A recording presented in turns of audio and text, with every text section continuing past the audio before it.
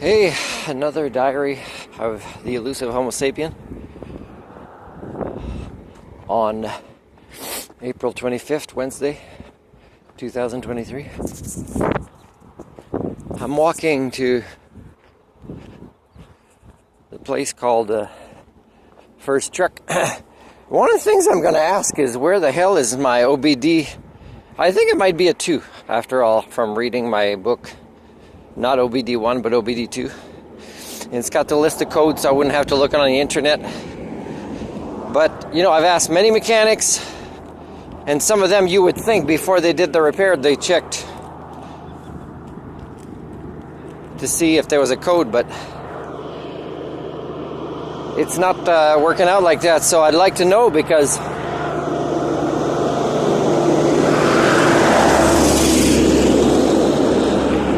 I don't know why the lady thinks it's smart to follow that close, but that's when you need police officers to pull over people for doing things like this, which they should do other than just speeding. Anyways,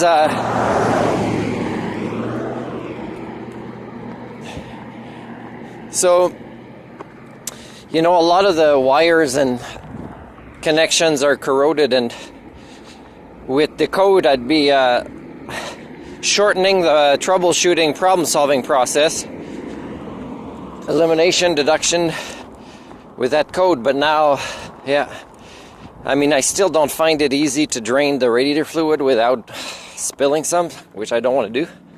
Not for the price of radiator fluid, more for the mess. And so no lights on this truck.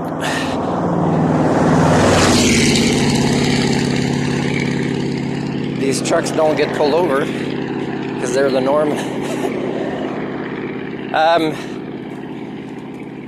So yeah, I mean, that's a weird thing. I've asked so many people, and I think I forgot to ask that electricity specialist that came to look at some of the stuff of my vehicle when he was testing my regulator, and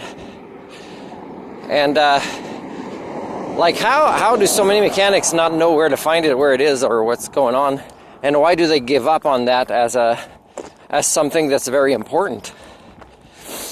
I mean, the guy that's supposed to help me here, I mean, it's way past 8 now and he didn't come out. He might see my vehicle if he comes out when I'm walking, and he'll know I'm there, and maybe I'll notice the door's unlocked when I come back, but I can't move it, but at least I'll know he's there, so I'll go say, hey, you have to bring your tools there. It did say in my book that if you're putting a new thermostat, it's not a bad idea to test it first, even if it's brand new, by putting it in boiling water and measuring how much it opens. But the thing is with all this corrosion, yeah, I mean, it could be that cable is somewhere going on the water pump, so I'm going to ask to see an image of the water pump and see if there's a plug for that cable, because as I told In Gear Mechanical Todd there, said I'm pretty sure that the radiator fluid is not circulating. So is it really the thermostat or something else?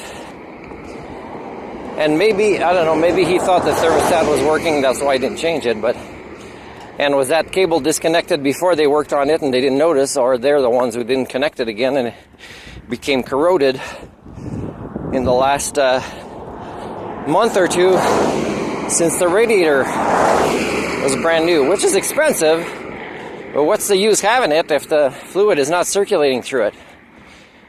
Again, it's like, oh no, you're lucky, and I have to make another appointment to,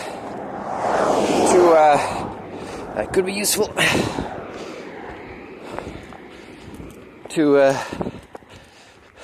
I wanted to say about hoarding. People do hoarding and they're surprised, let's say I don't do the same if I know hard times are coming, and that'd be a long explanation of why that's not necessarily the right outcome compared to developing community building and human thinking tools to make those problems easy to solve later. You don't have to suddenly get a storage space to prepare for the apocalypse now. There's other ways related to thinking you should prepare. Speaking of which, I was talking in the last video about being a learning specialist, which is at the root of our species, and which parents don't do, and they don't pass on to their kids, and the schools don't teach it. I can guarantee you that. I've got enough evidence for that around the world. And that's really what you need. And when you don't do that, you are making yourselves more easily susceptible to being slaves, which you already are, and your kids. So when you avoid free services as a culture repairing tutor, let's say, who can teach you human thinking tools and how to overcome your lack of joy for being a lifelong learner when your curiosity is there, just too intellectually lazy, well, the more of these tools I'm teaching you build, the easier it is to get rid of your intellectual laziness, because it starts going away. And that's what can save your kids' and grandkids' generation. These collective learning, community-based behaviors, which don't exist in any cultures of the world. Therefore, it is one of the big signs, not just that I may have found one Homo sapien, but a community that can manifest Homo sapiens, is the concept of collective learning. And please stop building schools that are domestication centers, which are extremely far from promoting, role modeling, even knowing how to explain what collective learning is.